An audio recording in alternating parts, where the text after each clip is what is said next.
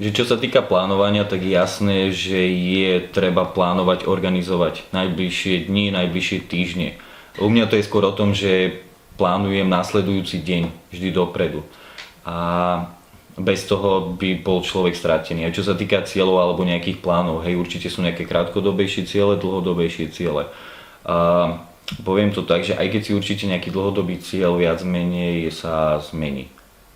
A väčšinou vás dostane na nejaké iné miesto, ktoré mám skúsenosť, že je to lepšie ako to predchádzajúce. Hej? Takže, ale určite treba mať cieľ, pretože bez toho cieľa sa človek tiež neposúva.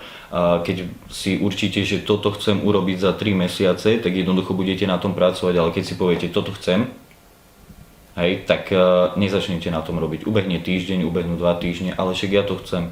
Ale jednoducho, keď si nedáte nejaký časový cieľ, časový plán, tak jednoducho preto nezačnete robiť. Aj keď nehovorím, že ten cieľ dosiahnete, ale že možno nájdete nejakú inú cestu, vytvorí sa nejaký iný cieľ, ale určite plánovanie je v tomto dôležité a určite pracovať na tých plánoch a na správnom nejakom časovom rozvrhu je určite ako dôležité.